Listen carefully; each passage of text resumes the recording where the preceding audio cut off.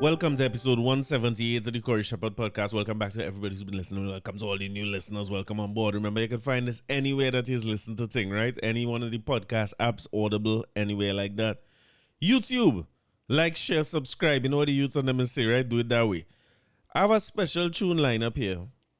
So congratulations to all the children who do the SC, right? First and foremost, right? Congratulations to all your time done.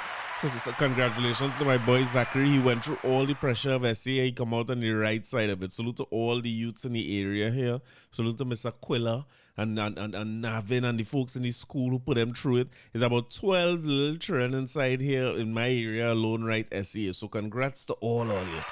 All you do great. I have too much all to call by name. All you do great. Most important thing is I only show up on the day and only get that exam done. Only show up. They only had a long time of being under pressure. But I really come to play this song for the parents who had to survive this ordeal. And for the teachers who had to survive this ordeal. These children do not know this. These children do not know this. They for we. All the time. Anybody from Barbados?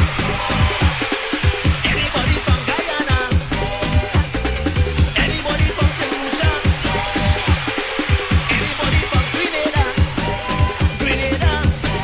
St. Lucia, Guyana, Barbados. Yeah, man. Take a jump, take a jump, take a jump, take a jump, take a jump, take a jump now. Take a jump, take a jump, take a jump, take a jump, take a jump, take a jump now. Anybody from Trinidad? Anybody from St. Lucia? Anybody from Antigua? Anybody from Jamaica? Jamaica, Antigua, Trinidad and Tobago. That's it. That's where you're born. Yes, man.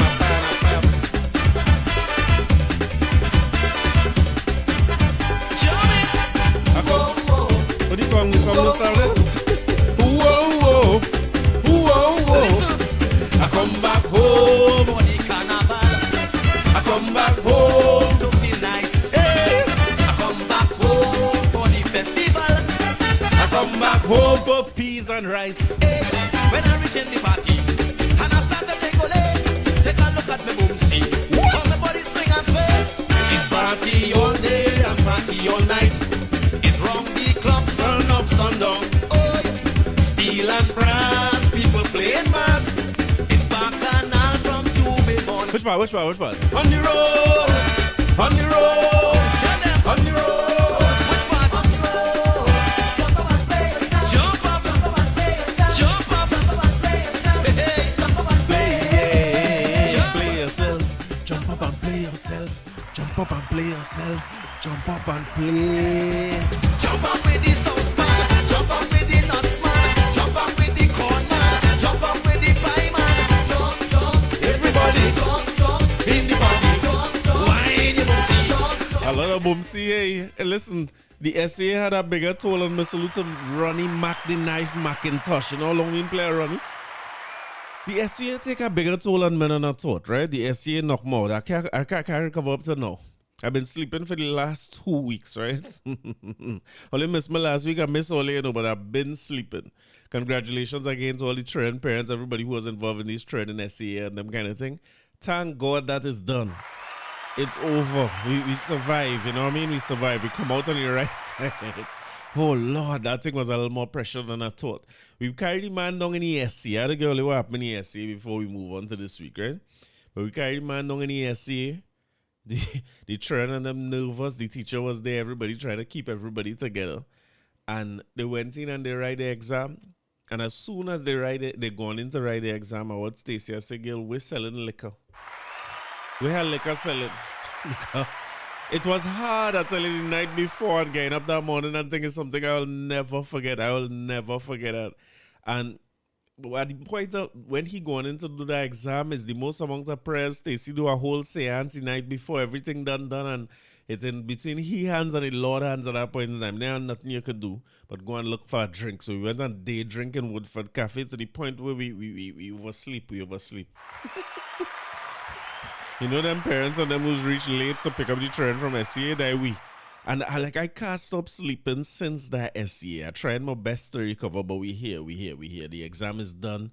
It's over. All them turn on vacation. Well, let's do Easter time. Well, let's take a little vacation and them kind of thing too. Because every year for Easter, I be saying that we should do something. We should take a little vacation, you know what I mean? Because I always find myself at home with not much to do Easter time at all. And thinking, hey, maybe I should have get something done, get some kind of vacation, a staycation, do something. But I always end up home board for Easter. Like, Paula Stacy wasn't taking me on this, you know, because she going on vacation. She going on.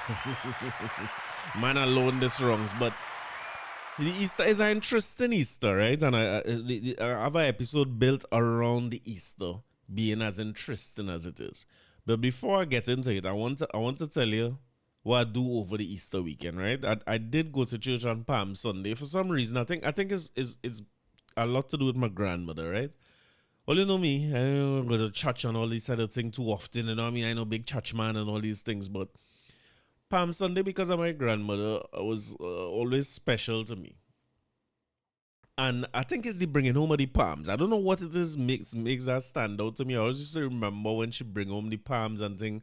You know, they make the palm into a cross or the little, I know what it's called that one. Ethiopian cross. Me, you know what it's called it. Now, it's our next thing is make it with a hook. It look like Joseph. One of them things you used to think the sheep and them now. It look like something like that. But she used to bring home these things and I'm not sure if it's the fact that they used to come home as what you going to call it, like a living plant. It used to be green, and then you used to see she used to keep them for the whole year. They used to stay there and get brown over the year, and then she would bring back new ones every year Easter. And I think something about that signified a kind of renewal to me in life, not just like New Year's. You know, New Year's you feel brand new. Easter is a period. I guess that's what Easter is about, right? The dying and the resurrection and all them things. So maybe it's metaphors for all them things going on in my mind. But I did decide to go to church with the family on Palm Sunday and get some palm and so on. I didn't really cater for how long church would be. Church was long. Me, you know, it's a whole procession. Now I see my grandmother used to be going through to get all them set of palm to come home because a whole procession. Salute to the, you could say that like salute to the church. That would be proper. But salute to the Chaguanas parish, right? The Catholic church in Chaguanas. I have a little plan in it.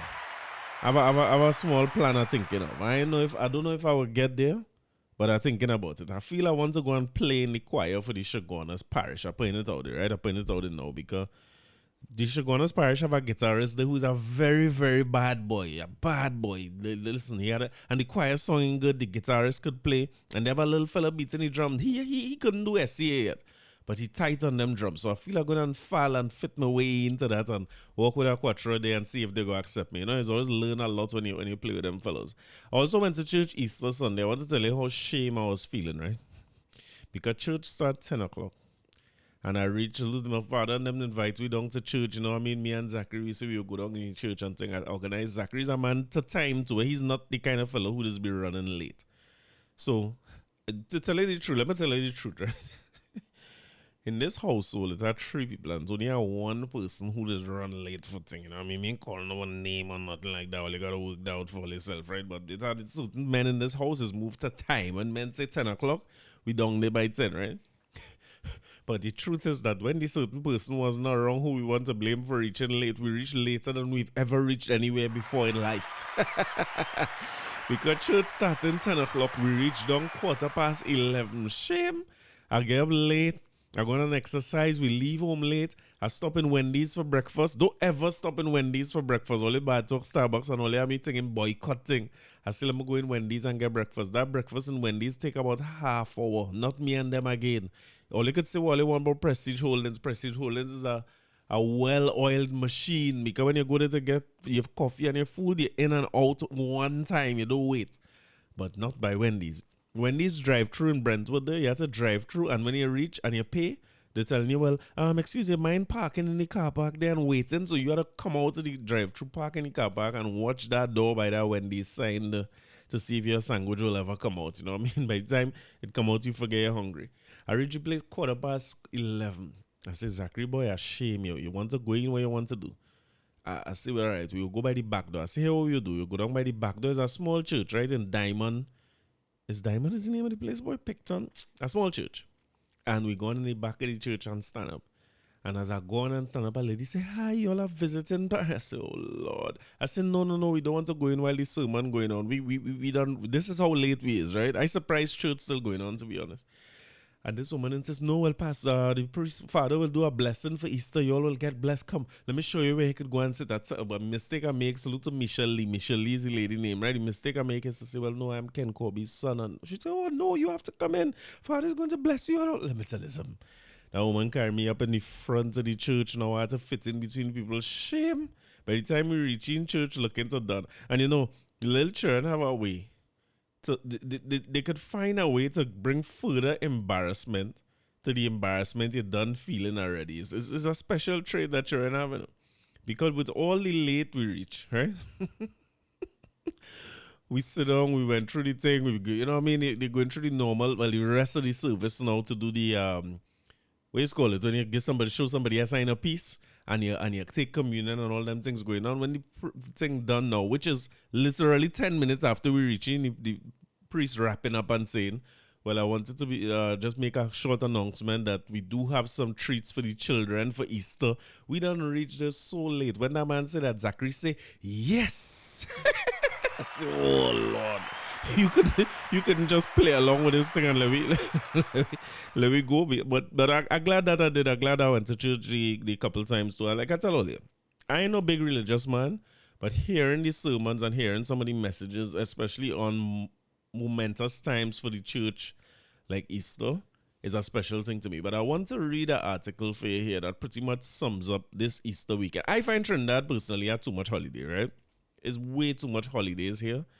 As you see this sort of double time and a half and triple time and all them sort of, it's just too much holidays. And Easter is a good representation of those too many holidays, because school on holidays and we could look forward to Good Friday and a Easter Monday holiday. And when I was at the barber, salute to Reynolds beardologist. So when I used to sit down by Reynolds, they telling me Saturday is a holiday. I was like, "Nah, Glorious Saturday is not a holiday." The man said, "Nah, that's Spiritual Baptist Liberation Day." You know, I mean, it's just so much going on. It's just so many holidays. But this weekend was a special weekend because I saw some memes going around that said that what makes Trinidad so unique is that you could have one weekend where we celebrate Easter. We celebrate Spiritual Baptist Liberation Day on one of the days that go along with Easter Glorious Saturday. I believe Sunday was Pagua. And these things so... Now, I talk about this from a St. James standpoint, right? I saw you salute to Japa, I saw Curtis Rod. A lot of people from St. James say, this is how we grew up. We grew up with one festival after the next. Whatever the festival is, we partake in it. We partake with it in our neighbors. Whether it is you partake in it as an onlooker, observer, somebody who is wear the garb that comes with the festival, whether it be religious or otherwise, eat the food, or just partake in it from the standpoint of immerse yourself in the culture, or immerse yourself in these people's day. You know what I mean? This is what it is. We don't have to be of that religion to be a part of it. And it's almost like me, who like to say I'm not religious. I partake in every single religion they had. While I say I'm not religious, I must be more religious than plenty other people. And it's just a very Trinidadian way. So that's my St. James experience. But I'm sure you all could tell me that where you born and grow, you had the same kind of experiences, particularly for people who live abroad or for people who travel. This is not a normal thing where you're in Baptist wear on a glorious Saturday as a Catholic, or you know what I mean, you're a Hindu and you're in Baptist wear because it's Baptist Liberation Day. These things are not the norm. So as a quick example, I leave in Diamond to come back into Palmas and driving through Pagua in Palmas Park. So after you come from church Easter Sunday, you're driving through a Pagua celebration. And you drive through there with reverence, with respect, on looking and seeing that looking like a good time. It's so nice to see the children having fun and people enjoying something with no prejudice or no religious persecution or malice towards somebody else. But I did see this and it summed up pretty well. This from the Newsday. Sean Douglas. Kamla said, "Baptist prayers save my father." Opposition leader Kamla, and it's a picture of Kamla Persad Bissessar seemingly in full Baptist. You could call this Baptist regalia. My word is never really good enough. But she in African wear, right? You know what I mean? And attending a ceremony for the Baptist Liberation Day. Opposition leader Kamla Persad Bissessar said Baptist blessings had once saved her father from a grave illness, and she thought the faith's prayers could now save Trinidad and Tobago. She was addressing the Spiritual spiritual Shouts of Baptist Day celebrations in Moruga on March 30th when she related how she became a Baptist, how she had become a Baptist as a child in a liberal Hindu family. First, she thanked Baptist elders for their tireless contributions to churches, communities, families, and the nation as a beacon of hope and stability. Persad Bissessar said she was baptized into the faith, which is very important to me personally, and that changed her life for the better. My parents were Hindus, but very liberal, so we were taught to embrace all religions and ethnicities. When I was a child in 1961 living in Saparia, my late father, Lil Raj Persad, became very ill. The public hospital did tests, but they could not detect anything wrong. He was bedridden at home and possibly dying. An aunt convinced him to attend the spiritual Shouter Baptist Church in Quarry Village, she related. He went for many weeks to receive blessings and prayers, and he miraculously began to get better. So he decided to be baptized along with his wife and children in the spiritual Shouter Baptist faith, and we began attending the church on Sundays. Persad Bissessar recalled being baptized by her elder mother in charge of the congregation at Quinam Beach. As she ducked my head into the ocean, she announced that I was one of God's children now and under his care and protection. And as my head emerged from the waters, mother said to me, "From this day forward, child, you must put God in front and walk behind." And all my life I have put God in front and walked behind. Persad Bissessar Hope Baptist would now pray for Trinidad and Tobago. But even as we stand here and enjoy today, I say our country desperately needs your powerful prayers. As you know, we are currently facing a destructive, unprecedented crime and violence wave that threatens our very survival as a nation. So today I ask your great community to please say a special prayer for Trinidad and Tobago to overcome this darkness. Pray for us as a nation to triumph over evil as your foreparents did, knowing that weeping may endure it for a night, but rejoicing comes in the morning. Psalm 35. I find this article pretty much sum up who we are as Trinidadians. You know, the good side. Like, I saw somebody recently saying, like, influencers, like, you seeing them come into Trinidad. What's the little white girl name again? The little British girl? Can't remember the woman name, but a young girl who come here and she seems to be stuck here. What's the youth man name from Nigeria again? Who's come, the little Facebook youth man? One day I go come here with names prepared and them kind of thing in the Wednesday today. I saw him come and went back to Guyana. He come back Trinidad. He went Jamaica. He come back Trinidad again. So something about Trinidad, despite how there's so much despair, and I mean it's have enough stories that could depress you here in terms of crime and the state of the country. But there's something that causing us to attract people, and people stuck here. They don't want to leave. You know what I mean? And like Stacey was telling me the other day, is the people. And the experience that a tourist might have here is not the experience that the average Trinidadian will have. You know, we're very embracing and welcoming and warm to tourists and people. We want people to see our country and partake in our cultural festivals and things. So we had a Easter weekend that was very, very reflective of what Trinidad is and what it means to be Trinidadian. So I have some songs lined up for you today because in one weekend we had the whole of Easter. We have Spiritual Baptist Liberation Day. We have Pagua. We have All Fools Day. All Fools Day is a holiday. They have a long list of things. So I want to start by playing a song for Easter. That if you're custom being here and if you're a day one listener, you know that when Easter comes, we have to play this, right?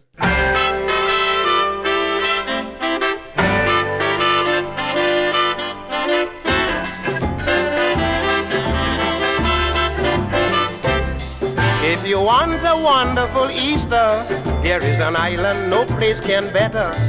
If you want a wonderful Easter, here is an island no place can better. It's situated south of America, and it's on the border of Venezuela. An opportunity you never had. I introduce you to the island of Trinidad. Everybody, Easter, Easter in Trinidad. Super. To beat it is really hard. It is fascinating and entertaining. Everybody knows to spend an Easter in the land of the Calypso.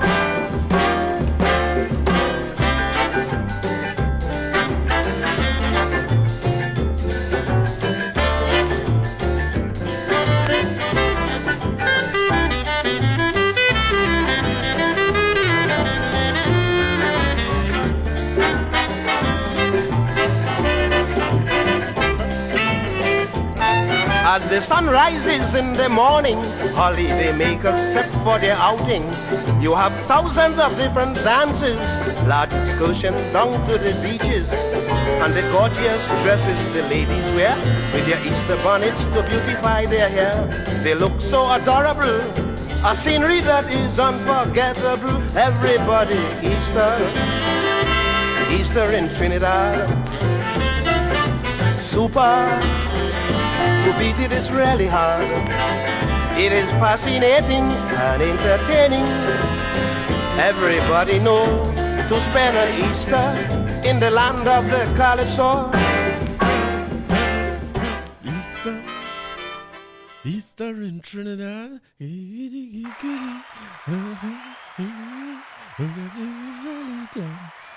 But we can't talk about Kamla without talking about she and Parry, right? So Kamla lays down the UNC law. All the thing I think about thing and the Baptist and who's Hindu and all them things. This is still the boss. Let we not forget who in charge here, Parry. And Rushton Parry come from. If you wasn't following his story, Rushton Parry say where everybody was thinking that Kamla should step down, but Kamla ain't taking that. What do you feel this is? You feel it's a free for all? If you Kamla and go finish little Baptist blessing and come back for your Rushton Parry, Kamla lays down the UNC law. Tells Parry dissidents toe party line or face expulsion. Opposition leader is from Akasamuru in the Guardian, right? Opposition leader Kamla Persad Bissessar is threatening to Mayaro MP Rushton Parry with expulsion from the party if he begins to vote against the party line in Parliament. In an exclusive interview with the Guardian media yesterday, Persad Bissessar spoke frankly about the latest internal discord after Parry on a political platform, on a public platform last Friday, issued a call for UNC executive to respect the voice of its members and call the internal party elections, which he said are due in June. Given the friction between Parry and Persad Bissessar since the former's announcement, Guardian media asked what their relationship would be like leading up to our next general election, addressing Parry and any other dissidents. In other words, anybody who contested, right? Thus far, they have not exhibited any divisions in the parliament. They have voted along party lines. I know if he is one of those people who spoiled their ballots, or I don't know if he's one of the people who spoiled their ballots for the election of the president of Christine Kangaloo, but in the parliament thus far, they have gone along with the party line put forward by the chief whip, right, the boss. But the day they should break the party line, the party's constitution is very clear again on what would be the consequence, and they would be expelled from the party. Let me not forget who in charge. Let me not forget who the boss. The boss shall remain the boss, right? Let me not play games here. So the thing is this, right? My thing about it is, you hear these things about under the whip and voting with the party and things as if it's the cardinal sin to vote against the party. And well, UNC apparently have it enshrined in the constitution that if you vote against the party, we sending you home, right? You're going out of the party, you're no longer a part of the UNC. I guess because of our political system, that might be a little bit normal or understandable. Like you could see why people would think that way and do that. My issue, and the reason I chose to talk about this now, has to do more with not general elections or local government elections, but party elections, right? We have a system where when you're going, power here is the Lord. You're in charge. They have nothing nobody could do. And if you get a special majority, well, you're worse again. You're the king. King of kings and Lord of lords. You know what I mean? Risen and resurrected and so on, like Easter weekend.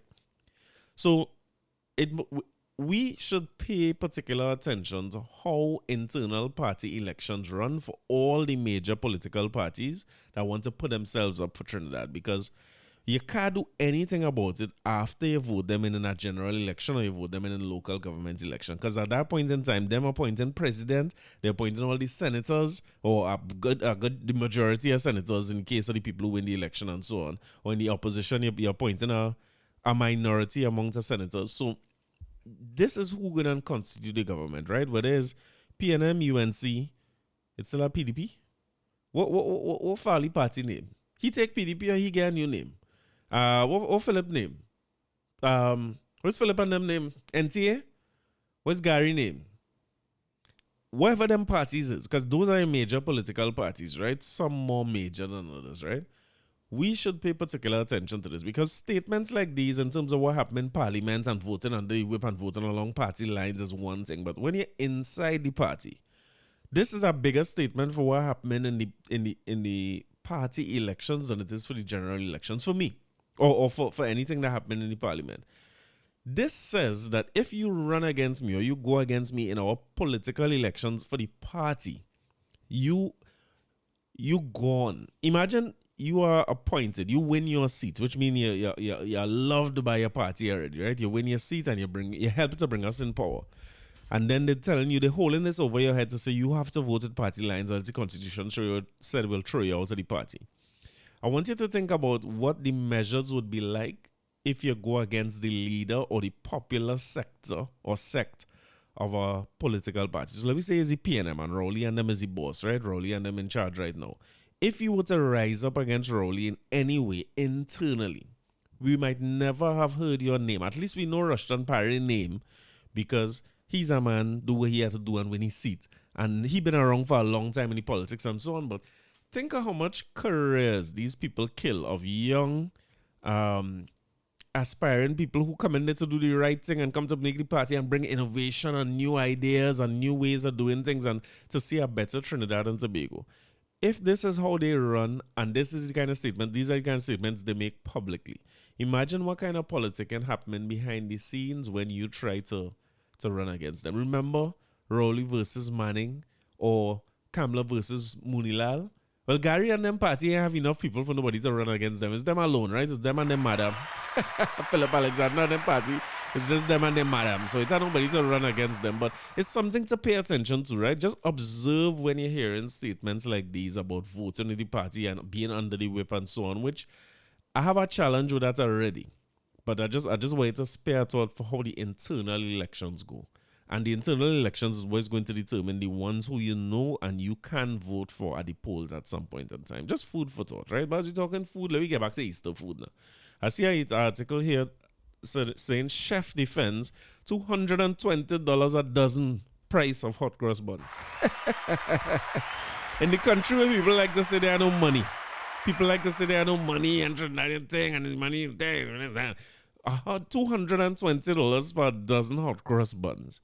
And this make an article in the papers. Imagine that the papers had to go to them. So for those of you who might know, Pêche Pâtisserie, it used to be Pêche Restaurant. I mean, when I was introduced to it, it was Pêche Restaurant. They had a full restaurant. You could go and dine in. And so the food, it was pretty decent. It was all right. And I had a bakery on one side, or I think it was a bakery / restaurant. Now they closed down the restaurant side and all they do is a bakery. So you might know their name from the Massey's and Price Smarts and so on. And I want to say Super Farm and some of these other outlets, Extra Foods, that carry Pêche bread. So you'll see when you have the wherever racks here, Kiss bread. Kiss is king, right? Kiss running Trinidad when it comes to bread. But you'll also see some, what is called the artisan breads, that's what it's called. You'll see some, what is called these fancy bread now, some brioche buns and so on, and some I don't even know the name of these things. I only know sliced bread and I only know butter bread, but you will see the fancy bread on them, right? And in a little plastic bag with a white label, that is usually Pêche in those big groceries, right? So I am assuming the price point will be higher if it's an artisan bread. I think most people who looking for a cheaper bread probably not even looking at that rack. You might not even notice it was there if you're not into bread and that kind of thing. But I kind of like bread a lot, so I know them. I know their quality too. Their quality is pretty good, especially with the baked stuff and so on. So I remember one year when they came and they say here what going on. We have some specialty hot cross buns here. And I was a little fed up of hot cross buns for a while, right? I think I like the tradition more than the bun. So we always end up with hot cross buns here and nobody don't eat them. I might eat one a day. And like I tell you, it has some things that I get rid of, like Christmas time. Me making no sort of ham and sorrel and pastel and thing again. I just be fed up with them things real quick, and the hot cross bun is the same thing. I just like to know that it have hot cross bun. If we just get 2, 3, we should be alright. I don't know why I have dozens of hot cross buns for, but when I see these people making fancy buns, I say, well, alright, I will give it a try. And I will tell you that hot cross bun is a panettone, how I say panettone, how I song to the fancy people. A panettone hot cross bun. And it is the best hot cross bun I ever had in my long-legged life. The thing good for real. It way better. Because there was one point in time, and I don't want to compare it to the buns you're seeing around now, right? I just say, now this is a lot of bun talk. When Ronnie started this with all that sort of boomsy talk in the beginning, there was a lot of buns. But at a point in time, they was just putting a cross on a regular bun. They want to be a hops and all, they would put a cross on and they calling that hot cross buns, right? So I kind of get fed up of it and I say, well, all right, let me see what these people have to offer. Let me go a little high end with this thing. And it was, I will say it was worth it. It was way better than the average bun. It was real soft, plenty fruits in it. I don't know what panettone bread is, but I guess I find it out there. So anyway, this thing make an article in the papers now because this was several years ago I started buying this from them, and it to me it's worth it. It's worth the try. If it worth $2.20, I ain't sure, but let me read from here. Hot cross buns have become a notable part of the menu for Easter weekend, but how much will you be willing to fork out for the traditional treat? Well, Pêche Pâtisserie has been offering a limited amount of the unique take on buns, the panettone hot cross bun. The patisserie's chef, Khalil Ali, shared an interview with Express Business that the bakery has been offering these buns for the past 10 years. However, they are now facing backlash on social media over the cost of the buns, which is $2.20 a dozen. This is not the first time they're facing backlash on social media either, because I seem to remember there was one year when they had posted it on their page and stuff, and it was expensive then too. But it also is look dark. It's look much more black than it. Like the hot cross buns is, a lemon bun. It have a lemon color. This was dark, like black. So people are saying, wait now, all them said that burner buns you selling for that sort of money. So he accustomed to social media. And I would also say that, but let me talk about my experience in the restaurant. When you go there, the people at Pêche Pâtisserie, particularly there was one older Jamaican waitress who, I wish I knew her name. She's one of the best, like you see, wait staff and servers. And so I've never seen anything like her. She was so welcoming to us as a family. So engaging with Zachary and saying, you're carrying them little children a sort of fancy place. It's done hard to manage them time already.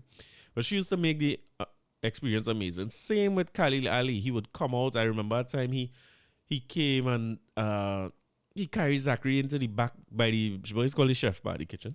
He carried him back by the kitchen and stuff. And, they have a very family and welcoming and warm environment and very, very nice, genuinely nice people, right?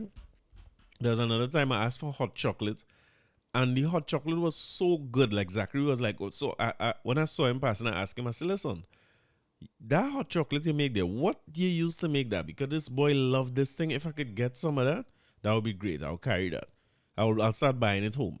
And it turns out that it was actual chocolate that he melt and make hot chocolate for him. It wasn't even on the menu. So that's the kind of people they are. But I will say that this same chef Khalil Ali or whoever running their Facebook have serious issues. They need to find somebody who's a social media manager who could temper the responses to people online, because there are some people online who just going to say, boy, this thing burn up and the thing, but that might never be the people who going to buy $220 hot cross buns. And it also does not, their comments don't affect people like me who might have buy the $220 hot cross bun. I don't care what nobody say. I know the quality of the thing and I know it good. I know if you're selling it at $2 something for it, the same burn, and even the person who making that might be making joke and themselves might show up by you and buy a thing. So it's not necessary. So they have a very aggressive way of responding to any commentary about their brand, any commentary about the restaurant. They have a very aggressive way of responding to that. I ever tell you the time somebody from Pêche Pâtisserie or somebody who was associated with the ownership message me to tell me about something I say about Pêche. I respond to something that was happening there, and I did say everything I say now. I say they're nice people and stuff, but XYZ I didn't like, and the person messaged me to tell me, well, I should take that down because it's disparaging, and me want to battle, so I take it down one time. Anyway, yeah, so the response is a little zesty online, but nice people in person. But he went on here to say, the article went on to say, Ali defended the price, explaining that the labor and time factor is part of the determination of the price. I know people have a problem with the price, but it's a very labor-intensive product. It takes a lot of skills and a lot of time to make that type of Italian celebration bread. Ali explained that macerating the fruits and various types of alcohol for the buns, along with genuine vanilla beans and the zest of between 400 and 500 citrus fruits, should also be taken into consideration when assessing the cost. Listen, I want to save you some time here, Ali. Nobody do assess none of them. Let me tell you something about consumers, right? Consumers are not experts. It's something that we must always remember in business. Consumer is not an expert. You are expert. The consumer listen, the consumer could only assess, and I'm talking about the average consumer and not no connoisseur Okay, every time I talk about this in class, and I tell people that the average consumer gonna have a hard time telling a carib from a stag if they do blind taste testing. And if I pour a stag in a carib bottle, we are a lot worse at these things than we. And there are several examples in the literature that show this over time, right? We're not very good at we're not as good at these things as we think, unless you're experts in it, right? So the consumer is making an assessment of value based on two things basically. What is the range of things they can buy and afford? So they comparing you to the Lindas and all of them, right? Which is an unfair comparison as an expert. But you have to understand that as a consumer is a very fair comparison. I understand that the price of a hot cross bun, how much for a hot cross bun by Lindas? Maybe $6, $8, $10, how much it might be? I don't know. But if that is the price of a hot cross bun, that is what they're comparing it to and trying to assess value. The other way people assess value is in relation to their own income. So if I work for $220 a fortnight, I don't want no part of no hot cross bun that costing $220 a dozen, right? So you can't expect the consumer to behave like an expert. The consumer going to be a consumer. And unfortunately or fortunately in today's world, consumers have direct access to business people. They never had that before. Consumers before could write a letter, right? To go and put in the opinion part of the Express or the Guardian or the Newsday or whatever they had. Or they could write a letter to the company complaining about it, which means that by the time I get a letter, Easter done. Nobody don't care. But in today's world, everything is reacted to immediately, and then you see the reactions. And I suspect I don't know if he's trying to respond to these things for himself, but he shouldn't do that, because I understand that. So when you're building a business, you're passionate about it. You know what you're talking about. You're not asking people whether this thing should cost $220 or not. You're telling them it have a reason it costing $220. I telling you as a consumer who buy it before, it have a reason why it costs $220. It is a big difference. It is not the average hot cross bun, and this is how the consumer will assess you as well. If the average dozen hot cross bun is costing $85 and yours costing $220. People already have some expectation of some greater level of quality. And if that is what you want to sell them on, a greater level of quality or artisan bun or something, you could find copywriters and marketing or use ChatGPT and come up with ways to tell people what make this thing even better. But you see, that talk, you talk more macerating fruits and various type of alcohol, 4 to 500 for you're wasting time. The people who will most likely to buy this from you don't need that explanation. As a matter of fact, I am not the average person who's going to buy this from me either, because I might have buy it a couple years straight and then I realize I waste the hot cross buns on them. So I don't know if it was $220 when I bought it, because I've seen in the article here it says as well, he added that over the last 10 years, the price of the buns has increased from $160 to $220, with the bakery absorbing the excess to continue offering the sought after treats. So yeah, it's hard to get 1 year I order too late. I nearly ain't get there to call me when somebody cancel the order and I get them and so on. But I say a few things here. Number one, try the thing at $220. You know what I mean? Where's that $220? All you having, try it. It really very, very good. But on top of that, I don't understand why as a business owner you would be responding to the average person like that. Even in the comments, I see another fella say, this is why I keep my artisan bakery to select customers, because the doubles and the provision people wouldn't buy this. And I'm saying, brother, you didn't see what happened to the company who talked about doubles people the other day. Well, like, why would you say this? You can't find a way to say things without insulting. Why people have to be provision people and doubles people? And who is provision people and doubles people? The same people who you want to buy your $220 buns probably eat provision and dumpling and saltfish on Good Friday, because that part of we culture and that is who he is, you know what I mean? So salute to Pêche Pâtisserie and all them. But Good Friday came, I eat my hot cross buns and my little saltfish, you know what I mean? I ate some of those things, you know what I mean, as is tradition. And again, like I said, we partake in each other's festivals. So it's not like if, as a marketer, when you're doing it, it's a thing called segmentation, right? You divide the market into smaller groups who think alike, right?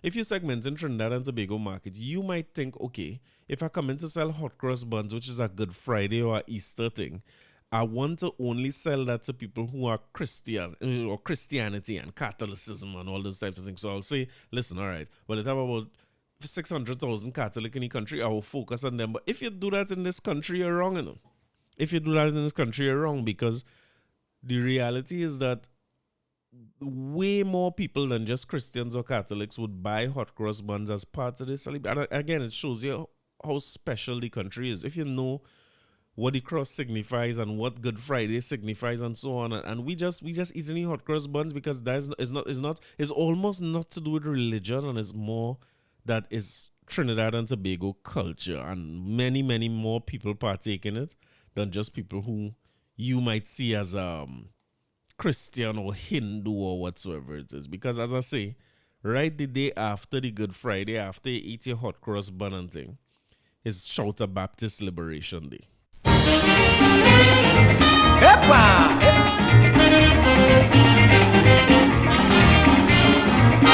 A Baptist lady came home to the Lord Saifi.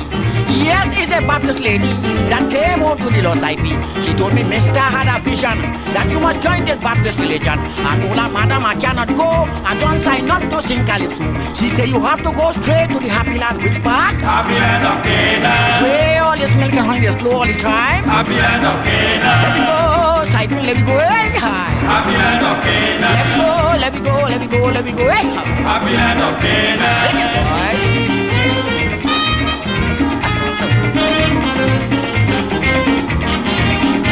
She held me by my collar while the Lord started a ball for Buddha. The copper quite in the station, say, let go, don't do him like a dogan. I escaped from torture. If you see me like a lobster in shallow water, she said, if you try to escape for true, man, I make body music with you. It's why you have to go straight to the Happy Land. Which part? Happy Land of Canaan. Where all this milk and honey flowing all the time. Happy Land of Canaan. I want to go with me, Saifi, you have to go with me. Happy Land of Canaan. Straight to the Happy Land, I want to go. Happy Land of Canaan. That one.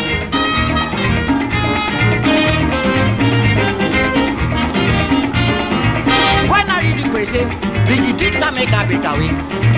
If you see the Saifi, I in front this lady behind me. Hey, I run in a backyard, ho ho, dogs start like the mad. When I swing back to make the code, you know dog joint dig up the blasted road. It's why I have to go straight to the Happy Land. Which part, boy? Happy Land of Canaan. Hey, all this milk and honey flowing all the time. Happy Land of Canaan. Lord, voice of the great mighty cipher. There's some more cipher to hear, but if you get Baptist Liberation Day, you can't sing about Baptist man, woman alone. You have to sing about the Baptist man too. When last you hear this? And now, ladies and gentlemen, happy am I to present to you the Lord Melody, who made Mama Look a Boo Boo Day, Creature from Black Lagoon, etc., etc. He's coming to tell you about the preacher and the bake.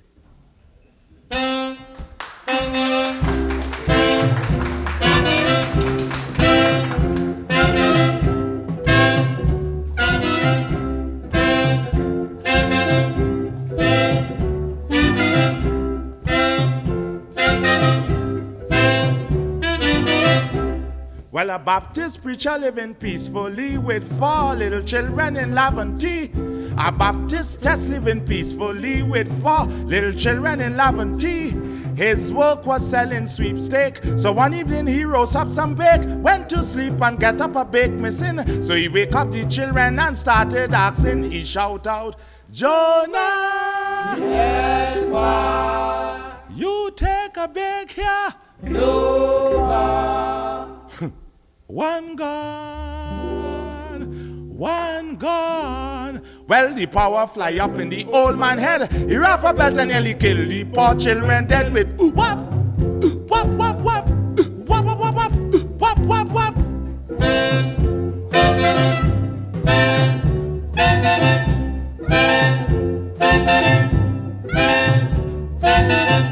Well, we are living next door, well, a trembling. So I rush to the partition and start knocking. Good Lord, neighbor Wimberley, I beg you to have mercy. That couldn't alter the situation.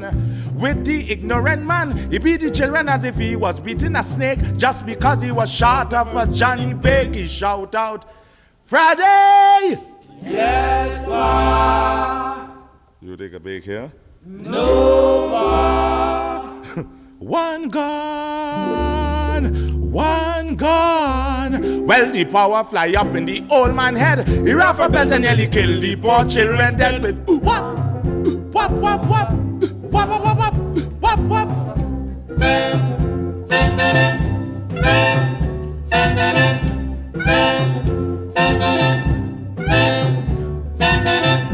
Well, I decided finally to go over and investigate the matter. In the power, he made some explanation. In truth and in fact, I couldn't understand.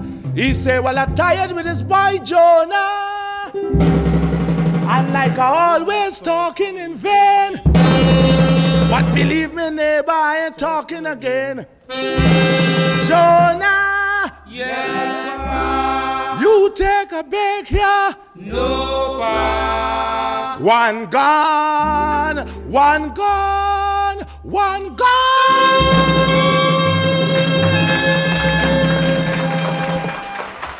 Voice of the great Lord Melody, and it couldn't be no Baptist Liberation Day without this man, right?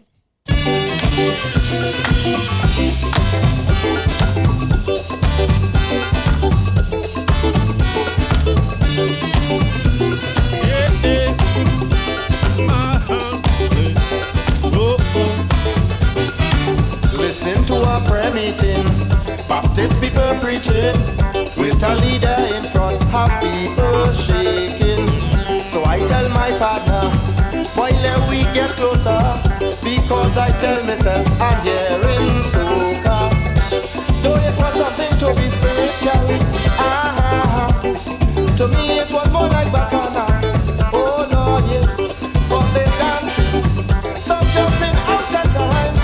If you see Baptist woman wine, oh Lord singing, whoa, whoa, whoa, like soca Baptist, whoa, like soca Baptist, whoa, like soca Baptist, whoa, whoa, whoa, like soca Baptist, whoa, like soca Baptist, whoa, whoa. Yeah, yeah. Yeah, yeah.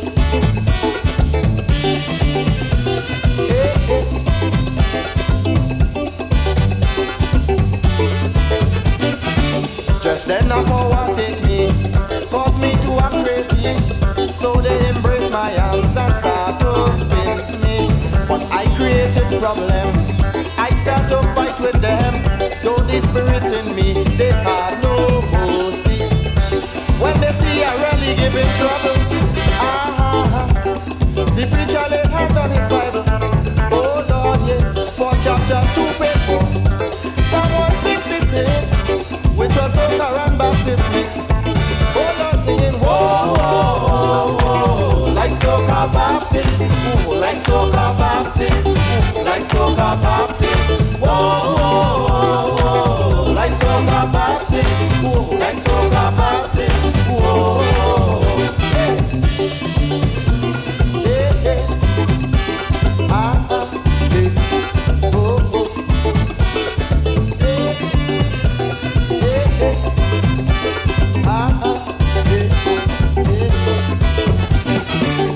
While they singing this psalm, the preacher held my arm. 2 bumps on my shoulder made me feel better.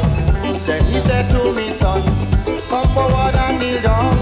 But whilst approaching him, he stopped all singing. For then everything was going well, until the man started to ring a bell. Oh Lord, yeah, I started falling, but he didn't give a damn. So he made them sing back this psalm. Oh Lord, singing, whoa, whoa, whoa, whoa, like soca Baptist, whoa, like soca Baptist, whoa, like soca Baptist, whoa, whoa, whoa, like soca Baptist, whoa, like soca Baptist, whoa, hey. Yeah, yeah. Oh, oh.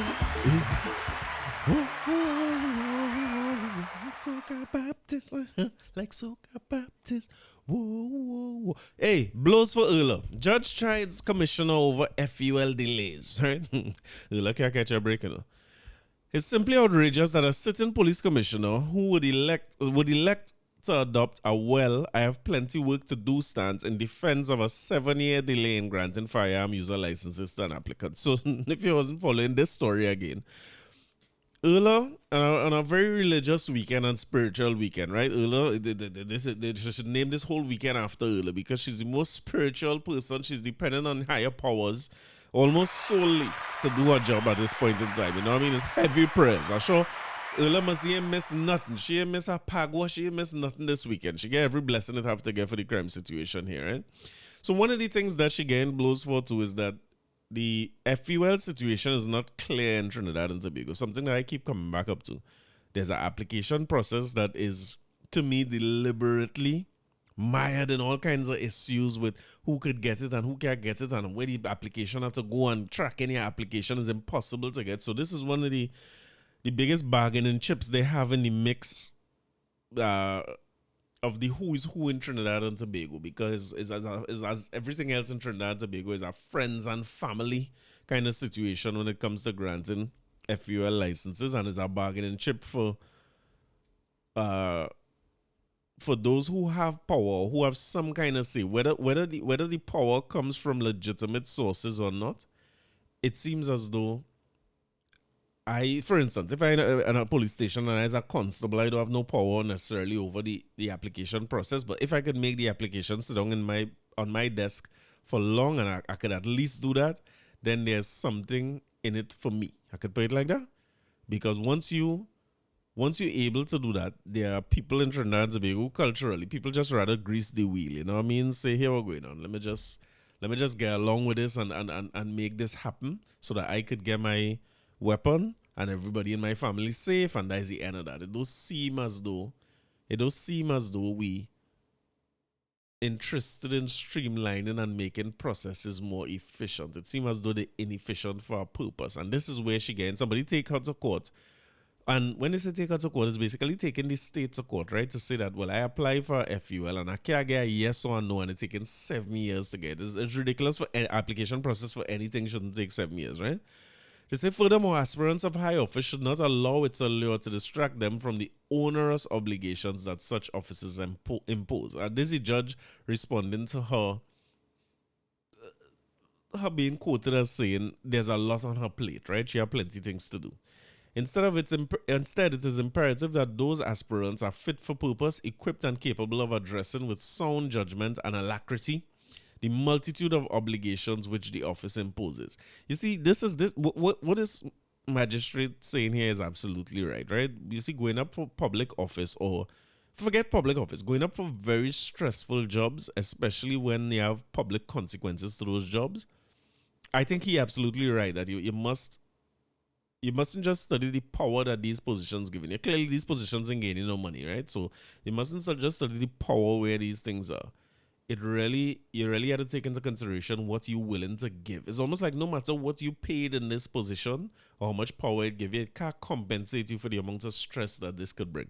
Justice Frank Persad, Frank is probably popular these days, but Justice Frank Persad made these statements yesterday in declaring that the police commissioner Earl Christopher's failure and continuous delay in deciding whether to grant or deny an FUL application by a Tobago businessman was unreasonable and in conflict with the policy set out by Section 17 of the Firearms Act, unlawful and illegal. The businessman Fion Solomon brought the judicial review claim having not received the FUL close to 7 years after he first applied.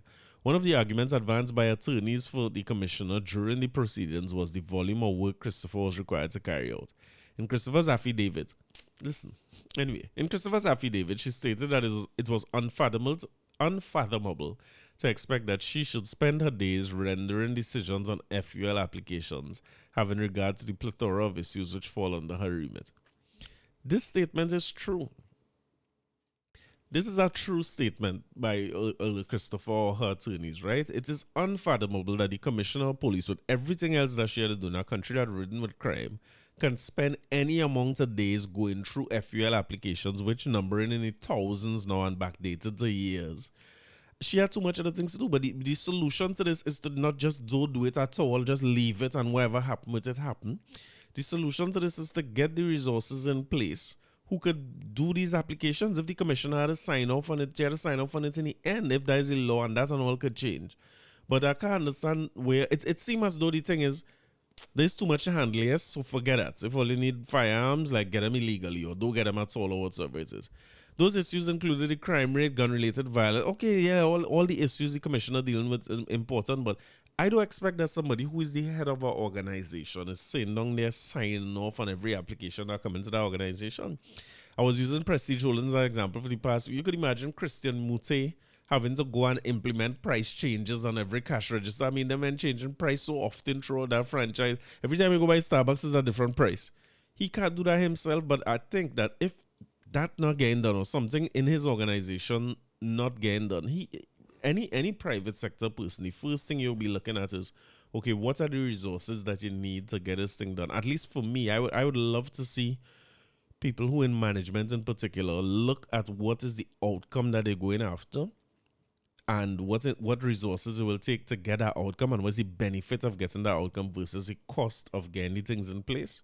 Rather than have somebody who's a manager who's saying down they're overwhelmed, can't get nothing done, too much things on the plate, and they're just saying, well, check me in about 7 years, I'll be able to finish this thing. I'm not sure that is how it works at all. But in his ruling, Justice Persad rejected the argument. He said the role and functions to be discharged by the holder of this office are clearly defined and settled, and those who aspire to hold the position are deemed to be fully cognizant of said demands.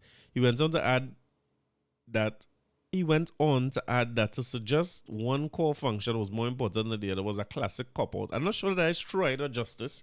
I am sure that as a judge, a sitting judge, you fully well know they have some functions or some core functions that are way more important than the rest of functions.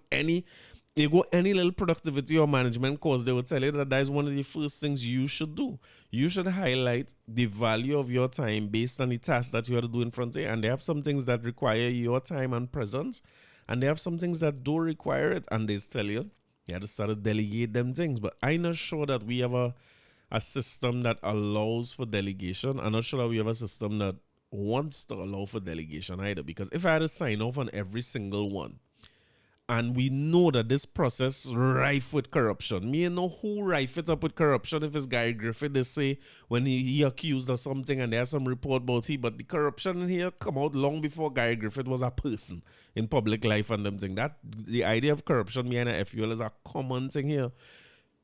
All man who have no weapon know how much you have to pay. the number is go wrong and the number is change, and you just be talking about this all the time publicly.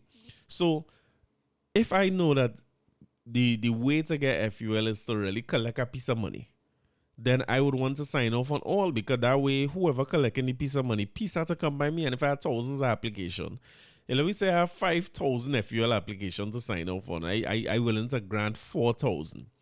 Imagine I get 10,000 per application. Because at time my signature, man hitting me at 10,000 under the desk. You go and check how much money that will make. So maybe a design so. But back to Justice Persad, he said incompetence or restricted ability cannot and will not be used by this court as a ground of justification when there's a delay in the discharge of a duty imposed by the statute. While I like this is a conflicting article for me, because I agree with almost everything that's said in the article, but I have something to add to it, because the legal system in this country, in other words, forget Earl for a while, right? Justice Persad could have been saying the same exact thing he was saying here about the legal profession in this country. The role and functions discharged by the holder of this office are clearly defined and settled to those who aspire to the position deemed fully cognizant of the said demands. He could say the same thing about judge and magistrate, where case could be pushed back long, and it's taking people 7 years to get tried. And I tell you, I was on jury duty, a man is 15 years here in remand for a statutory rape case. Incompetence or restricted ability cannot and will not be used by this court as a ground of justification when there's a delay in the discharge of a duty imposed by a statute. To me, he could be talking, Justice Persad could be talking in front of a mirror here. The court further noted that no detailed explanation was advanced so as to justify the need for two investigations. The first to determine if a provisional license should be granted, and then another to determine if the FUL should be granted. In the absence of an explanation as to the differences in the criteria, it appears that the process may be duplicitous. Again, probably by design, after a thorough background check is engaged, inclusive of a medical and psychological assessment, it would be physiological assessment, it would be reasonable and rational to conclude that the provisional license would enable firearm training and the generation of a certificate of competence. If no such certificate is issued, then a FUL cannot be given. So I guess the judge looking at the whole process, I think the process is terrible, but I wonder a lot about processes in Trinidad and whether they're terrible by design. My belief is that these processes not terrible by mistake. We have, and people don't like when I say this too much, but we have some of the best and brightest in this country, right?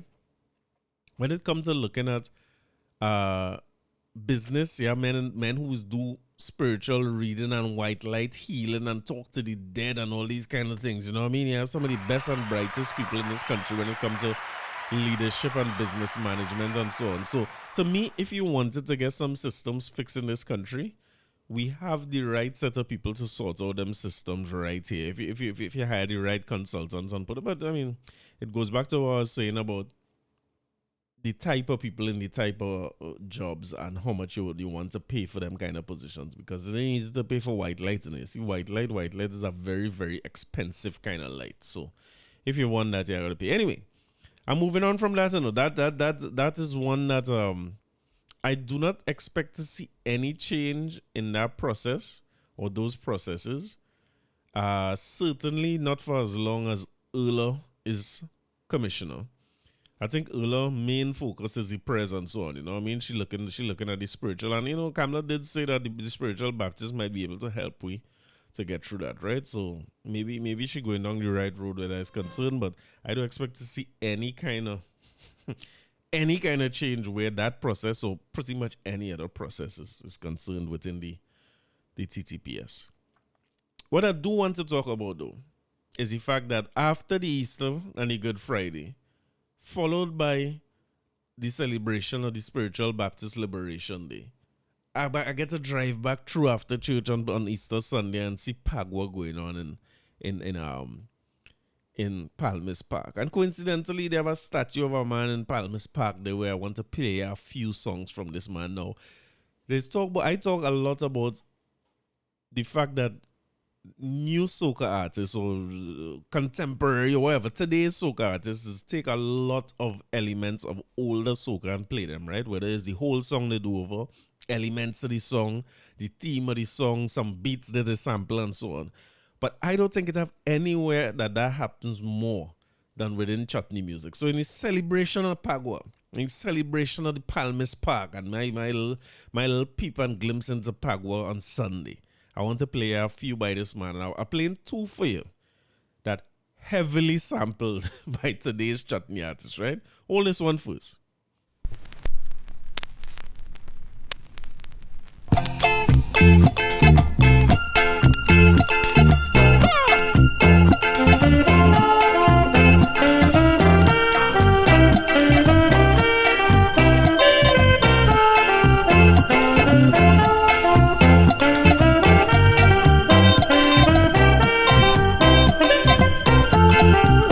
Ladies and gentlemen, listen attentively to hear how I got Jewel, my darling, from Caroni. Ladies and gentlemen, listen attentively to hear how I got Jewel, my darling, from Caroni. I went to she family and asked to marry she. They drove me out and said I had no dignity. Ladies and gentlemen, listen attentively to hear how I got Jewel, my darling, from Caroni.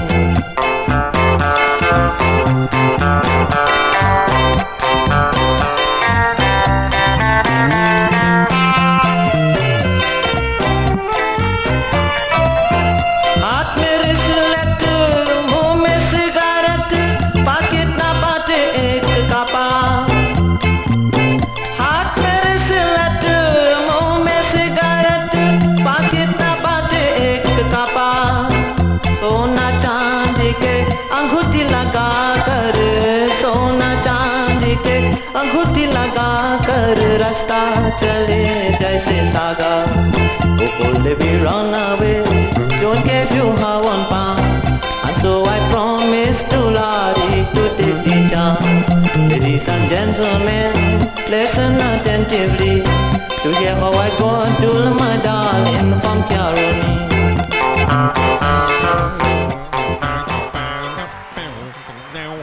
You know the voice of the man Sundar Popo? And next song I want to play for you here that you would know, and I don't know if you know this version of.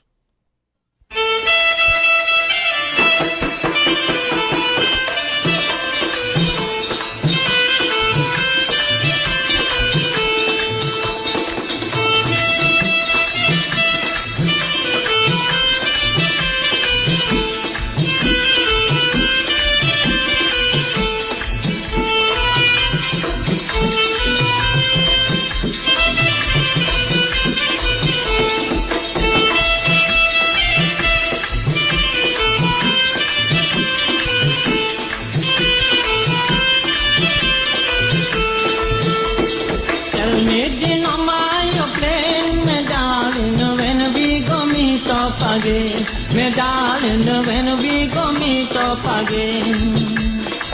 Tell me the number you play, me darling, when we go meet up again. Me darling, when we go meet up again. A scorpion sting me, a feeling I go dead. Darling, if you love me, come lie down in my bed. Tell me the number you play, me darling, when we go meet up again. Me darling, when we go meet up again.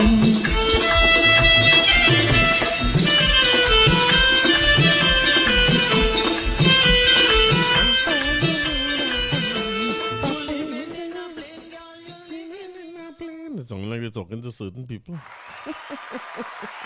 How about this? Another one heavily sampled.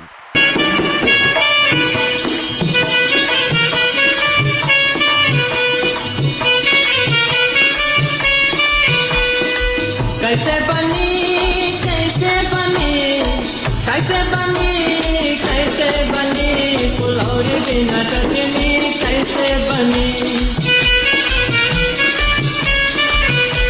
पुलौरी बिना चटनी कैसे बनी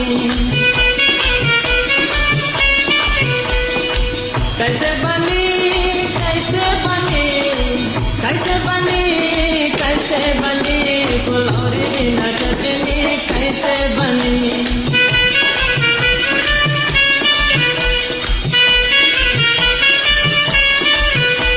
I went Sunday Gandhi to meet Lal Bihari.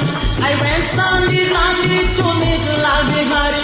I pull up the kudari and take out the dhari. Pulauri bina chutney kaise bani? Pulauri bina chutney kaise bani? Voice of the great Sundar Popo, one of the greatest to ever do it, right? I want to read some for you real quick before I go on to my last tune dedicated to the Pagua. Kamla Persad film premieres at Queen's Hall. Again, salute to Dominic Persad, who always have any information you need about culture in this country. There are two people to turn to. Michael Mondesi, salute to him, a legend, and Dominic Persad. Dominic Persad in general, whatever you want to know about here, just scroll through your Instagram page and learn some about Trinidad and Tobago. But I saw him posting this and some clips of Kamla Persad talking about his start in music and where he came from in terms of learning music and so on. And this man was talking about practicing 14 hours a day. Malcolm Gladwell had something they call 10,000 hours, right? You divide 14, like 10,000 over 14 and see how long mastery takes, right? Because 14 hours a day, that mean the only thing you're doing other than sleep is practice, eh? And look how much years it will take you to reach 10,000 hours, even if you do that every day. But the film premiere of Iconography, Kamla Persad, will take place at Queen's Hall in St. Anne's. The film is the second in the series by Pomegranate Studios and is directed by Michael Gibbons and Tanika Mohammed. Gibbons said the film series was a historical and archival one which tells the stories of older Trinbagonians through their own voices rather than through posthumous lookbacks. The first film featured Roy Cape. The main selecting factor with the people we approach that the material existed because there was widespread access to video archival material. He said the filmmakers would know their names and what they've done to a certain extent, musically and creatively, but we don't necessarily know them as people.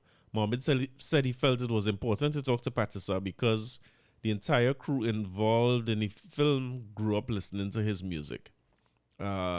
He says, I'm a musician before anything else. And the way I learned to play guitar was sitting in my room listening to Kamla Persad and playing back his sitar lines on my guitar when I was 6 or 7. So the fact that I now get to sit in a room in his house and have him tell us his amazing musical stories, it feels like a full circle sort of thing. He said filming was a really special experience where we got to spend some time with this person who for us was this unreachable, influencing talent who we didn't really understand the concept of, because sitar is such an obscure instrument in our current culture. And he's someone who drove that instrument when nobody else was even looking out for what a sitar was doing in Trinidad and Tobago. Gibbons said there wasn't much recorded material about Persad available to the public, even though he's an inextricable part of Trinidad and Tobago's culture.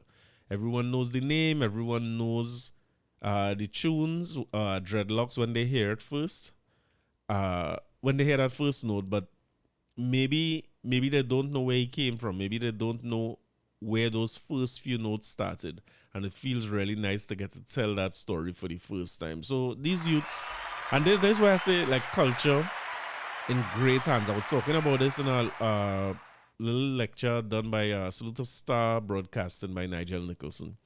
I was talking about the fact that, you know, there's a movement happening within culture where a lot of it you used to see pan and all these things like Kamla Persad. The people who studying that is older people like myself.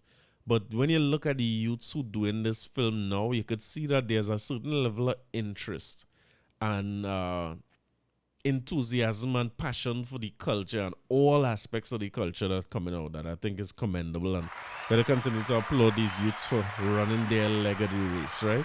But I want more little tune to play, because anytime it have any kind of festival or anything of Indian descent that we had to play in this country, you must always remember that is always an opportunity for me to look at the fact that Christian festival almost in Trinidad and Tobago that do belong to Christians alone. A Hindu festival do belong to Hindus alone. A African celebration do belong to African alone.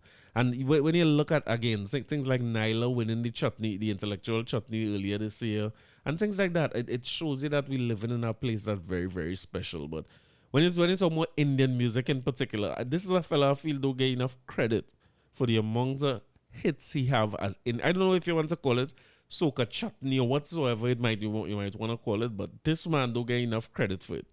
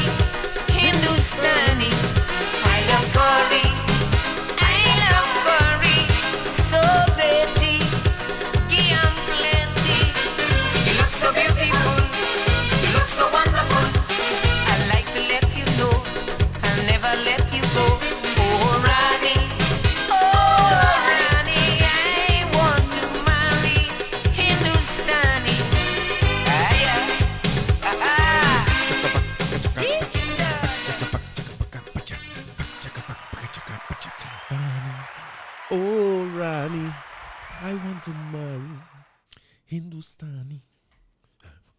The Alsing dismisses Griffith's bid for St. Joseph constituency, right? Last but not least. And wait, before I go, I really had to salute all the athletes in Carifta, right? Only remember to do that before I go, I'm just forgetting. But the Alsing dismisses, so Gary Griffith say he going up for St. Joseph. Gary Griffith of the NTA is now the first, he's the NTA? Or that's Philip Alexander? whatever Gary Griffith party name is, he's the first candidate to be announced for the 2025 election. And for that, he have my vote. I'm not voting in St. Joseph, but if I was voting in St. Joseph, I was voting for Gary Griffith because he acted proactive, you know what I mean? He come out first. So the Yalsing dismisses Griffith's bid for St. Joseph constituency. St. Joseph MP Terence Yalsing is unfazed by reports that Gary Griffith wanting to contest the next seat in the general election or his seat. In response to the reports, Yalsing quoted from the classic Breakup to Makeup by the Stylistics. He also burst into singing a few lines. Break up to make up, that's all we do. First you love me, then you hate me. This is a game for fools, said the Yalsing. On Monday, the Yalsing, who was also the health minister, made the comments at the handover the ceremony of an autoclave unit in San Fernando General Hospital. A reporter asked him for a response about Griffith's reports of going up for the St. Joseph seat. No election date has been announced, but the general election is constitutionally due in 2025. I think late 2025 is when we will see it. But the Yalsing quoted as saying here, they are taking the people of St. Joseph for fools. And we're not going to be fooled by the shenanigans of Gary Griffith and Kamla Persad Bissessar. Griffith is the leader of the National Transformation Alliance and the former police commissioner. He was National Security Minister under the People's Partnership Administration led by Kamla Persad Bissessar. But the man say, well, you're not going to take the people of St. Joseph for fools. I like how politicians are talking because to me, all politicians take all people of everywhere for fools, but he say the people of St. Joseph will not be taken for fools. I'm not sure exactly how he come up with the idea of Kamla Persad Bissessar and Gary Griffith, because I'm pretty sure Gary Griffith did say that he is running for St. Joseph under NTA. He didn't say nothing about UNC, right? He didn't say anything about UNC. But I suppose Terence Yalsing might know something that we don't know. Because he just put it down to, hey, it's a waste of time, Gary Griffith and Kamla Persad Bissessar. I think he let it be known that they probably going to team up in the end. But in the spirit of not taking St. Joseph people for fool, with everything else that happened this weekend, you know, Monday is All Fool's Day. On top of the Easter, Monday is All Fool's Day, which should be a public holiday in Trinidad and Tobago. So I have to leave you here with as to All Fool's Day song. Remember I tell you about Cypher? He sang about the Baptist woman earlier. I want to get with Cypher from All Fool's Day.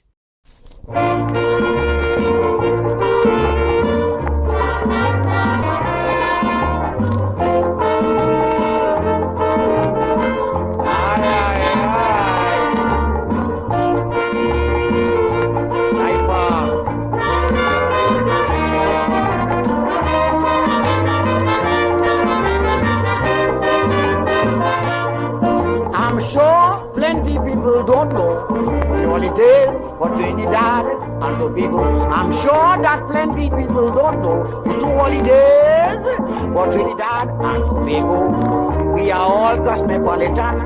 If a man asks a favor, you can't say wrong. It have some people try and get through. Well, I decide to do the same thing too. Then what happened? The Hindus got a holiday for Diwali. Government passed that already.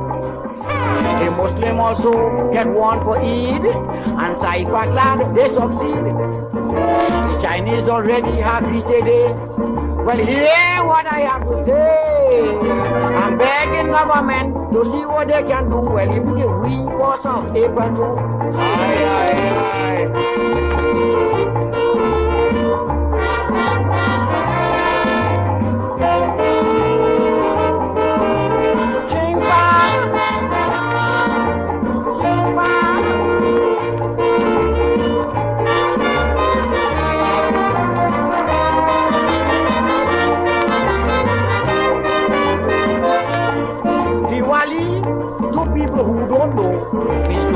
In English, I must tell you so. And the one you hear the Muslim calling Eid is a day of sacrifice with plenty feed. Way back in India, you can never bet. Those 2 names you I call is about the biggest bet. It have a next one they call Kartik. Man, they bring it here, whole night a plain stick. Just because the Hindu got a holiday for the Wali, government passed that already. The Muslim also get one for Eid. Cypher glad they succeed. The Chinese already have Eid Day. Well, hear what I have to say, Lord. I'm begging government, please see what you can do. Well, if you give we 1st of April too. Aye, aye, aye. Chingpa, chingpa.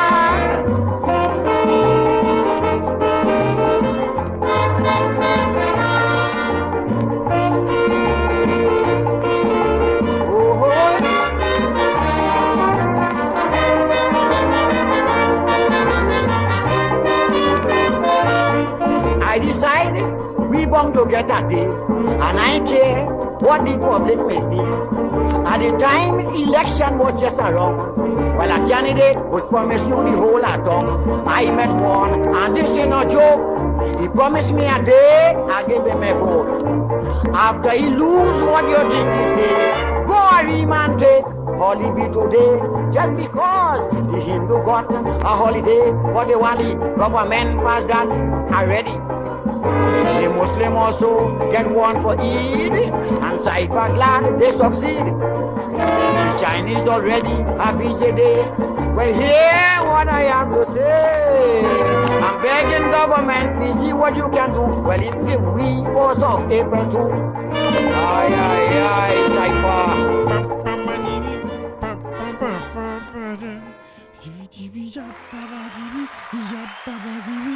Voice of the great cipher, right? When it comes to All Fool's Day, I have a Calypsonian here. Where I had to play All Fool's Day song first. But I have a few lineup for you from him. Because when it comes to All Fool and fooling people and double entendre and humorous calypso, the best man to ever do it, the mighty spoiler.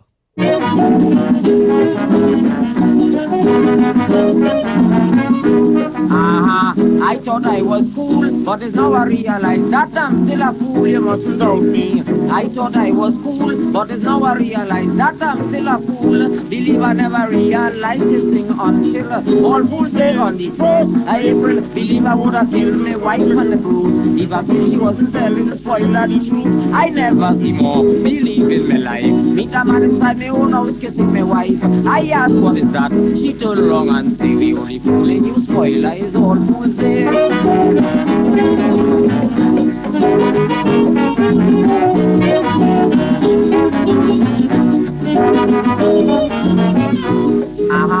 I ball out the hole because I know that my wife never get on so partner. But my neighbor Lash used to tell me about the man with the big mustache. I catch them kissing. I was telling Clarence voice All Fool's Day I must leave allowance. Clarence watched me pat me on the back, tell me not to blame, she blame the almanac. I never see more believe in my life. Meet a man inside my own house kissing my wife. I asked what is that? She turned around and say we only fooling you spoiler is All Fool's Day.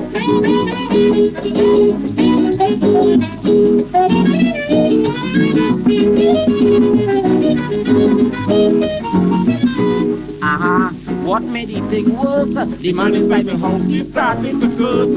Partner, Harold is the name, and they tell him and my wife long time is the dame. She fooled me again and she hung up Harold. You know the man kissed me, wife on she eyeball. I bet you a house, I tell Harold flat. On the 2nd of April you can't do that. I never see more believe in my life. Meet a man inside my own house kissing my wife. I asked what is that? She turned around and say we only fooling you spoiler is All Fool's Day.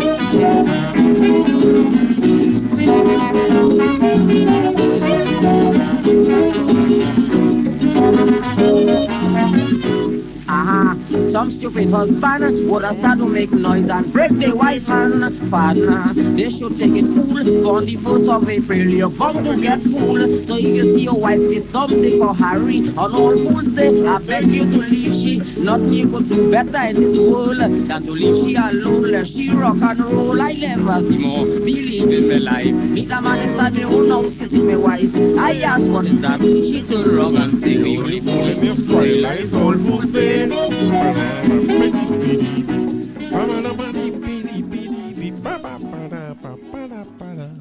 Fooling your spoiler is All Fool's Day. How about a hand for the chorus group?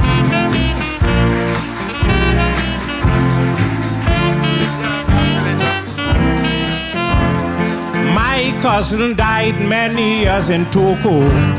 and she left a lot of money for spoilo. My cousin died many years in Togo, and she left a lot of money for spoilo. Now people saying how that a lousy, how the spoiler don't spend any money. But if they put the world in a pitch oil tin, I can't pay a cent to see the thing spin. Just because I have my money in the bank since the age of 9. And them big shot put theirs on mine. I have to wait again for a couple years in order to get out mine. They had to take out theirs. Spoiler, I wanna ball.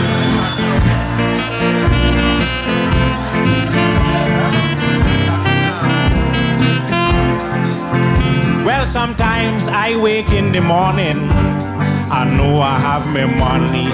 What is the getting?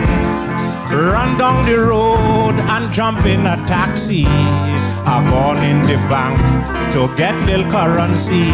Now I reach in the bank and gone by the teller. From left to right, she waving she finger. Go away, Mr. Philip, no use you stop. Your money is about 2 feet 6 from the top. Just because I have my money in the bank at the age of 9.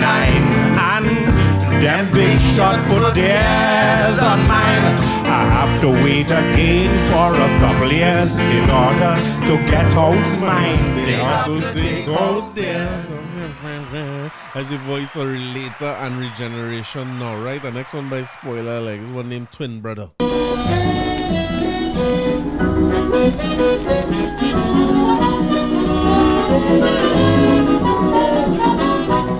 Have you heard, yes, about my twin brother? Was he spitting image as spoiler? Have you heard, yes, about my twin brother? Was he spitting image as spoiler? But we are the same place, same kind of hair, the same size of waist, same everything you ask Mr. Wilk, like two tin of the same mega condensed milk. He be playing footballer in the stand. I sit down with my woman named Lily Ann, and if he miss a ball, she will turn around, telling me I the worst footballer in town.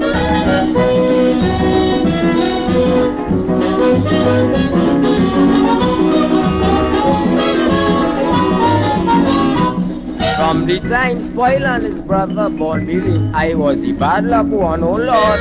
We reached the age of 16, he got married with his wife and she had to speed. I didn't mind, that didn't worry me. I too went and joined in matrimony. Well, the day of my wedding up came his wife, and she made one of the biggest mistakes in life. She walked in the place with Constable Dan, pointed at the Spoiler, that's my husband. My twin brother, she take me for he, and the old man they charge me for bigamy.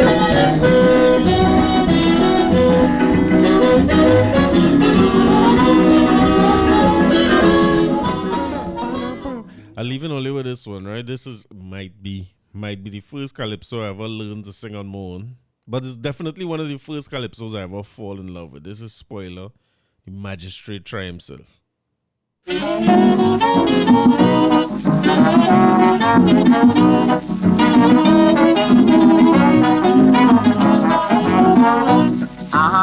Well, this one is class. The Chaga magistrate for driving too fast. You mustn't doubt me. Well, this one is class. The Chaga magistrate for driving too fast.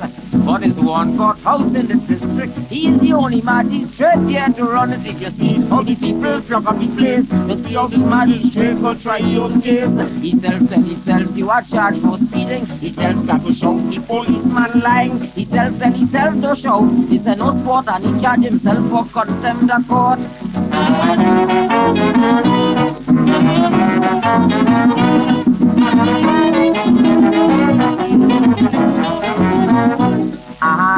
He said, go ahead, let me hear what happened. So the police said, observe, you see, how this man could speed. And he pointing at the magistrate, Johnny Mead. The magistrate asked him who he talking about. Is you even mean? The policeman shout out. The magistrate pick up a looking glass and ask himself, is it true he was driving fast? He self told himself, you are charged for speeding. He self started to shout, the policeman lying. Himself told himself to shout, this ain't no sport, and he charged himself for contempt of court.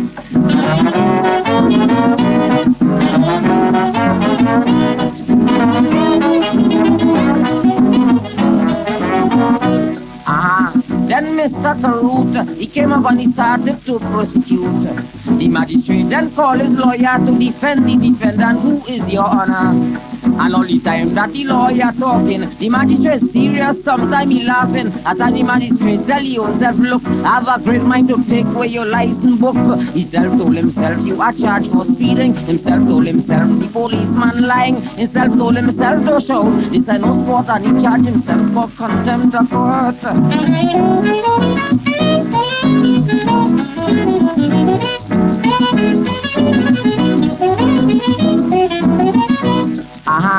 Yes, I nearly dropped when the man take out the pen and start to sum up.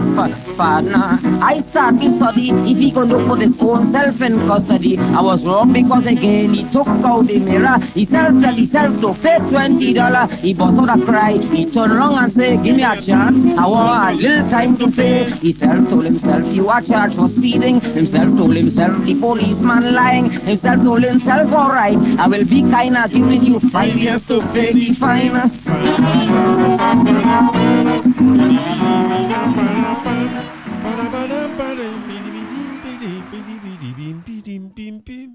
So listen, all enjoy. Well, the long weekend done by the time you're listening to this, right? But enjoy the rest of the school holidays for those of y'all who children on vacation, for those all those teachers and all on vacation and flying all about on vacation, leaving your husband home. Enjoy it. Enjoy the rest of the time. For the children and them who done with the SCA, enjoy it. Only have 2 years off before they start secondary school. Enjoy that. And have a productive or relaxing week. And I will talk to you next week.